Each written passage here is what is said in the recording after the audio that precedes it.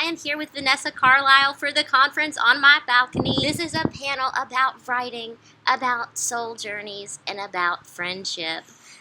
Vanessa, thank you so much for joining me today. You have just completed your Ph.D. How does it feel? I guess that's the soul journey part. That's the soul journey. You have written this giant document of love for the Academy. Did you trifle with any of them academic words like foreclose or indeed or alterity? Ooh, I did use alterity. But specifically sexual alterity. The only kind I want to know about.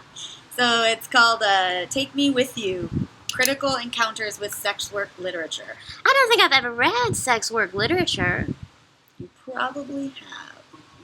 You definitely Madame Bovary? Yes. Mostly she's just a mad mistress. Is she happy? She poisons herself. She's not happy. Okay. And mostly the prostitute has to die. The prostitute is much like the disabled man or woman or non-binary individual. They all gotta die at the end in Hollywood or in publishing. Gotta kill them at the end.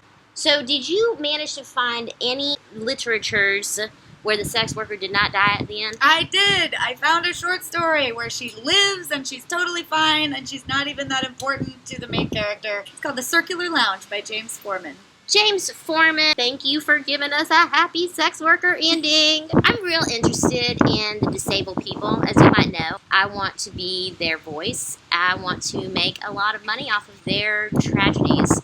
So one of my questions is... Just their tragedies.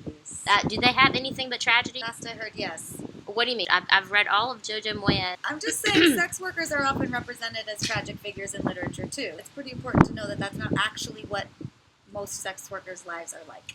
So you are trying to tell us that sex workers are more than tragedy? I am trying to tell you that, yes. Okay, let that sink in. Isn't it just ultimately kind of sad? Just like the disabled people. Yeah, it's great, but it's sad, but it's great, but it's sad, but it's great. Isn't it, like, at the end of the day, just kind of sad? No. Not for some of us. Like, I've never met a single disabled person who is into kink. I actually don't know if they can be, just because of how they're disabled. I so see. They got vanilla sex lives. Oh, if they have sex lives at all is what you're saying? Done some research. I've seen some people on Facebook kissing up. There's opportunity for everyone to engage in power exchange and to engage in kink play. So you have to tailor your scene to whatever the bodies are. Because there's enough people involved in kink that there's like everything for everybody, right? I love this sense of community. It makes me feel like all y'all are doing meetups at the Home Depot. My favorite thing, actually, to put on my leather and go to the Home Depot with all of my dom friends and to assess the rope. We're not ready, Vanessa. We are not ready for this yet.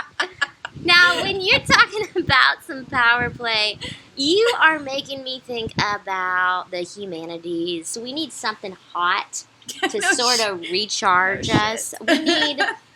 I don't know what we need, but it might be a power play. Do you have any suggestions for someone who wants to get a Ph.D.? What's your advice for them? Don't do it. They're making money off of us. You're going to be an adjunct. Horrible situation for us right now. Okay. So I don't want the humanities to die. I don't want people to stop studying them. The book didn't die. They told us we were all going to be kindling. I ain't kindled yet. Thank you, Vanessa, for joining me on this panel. What a pleasure.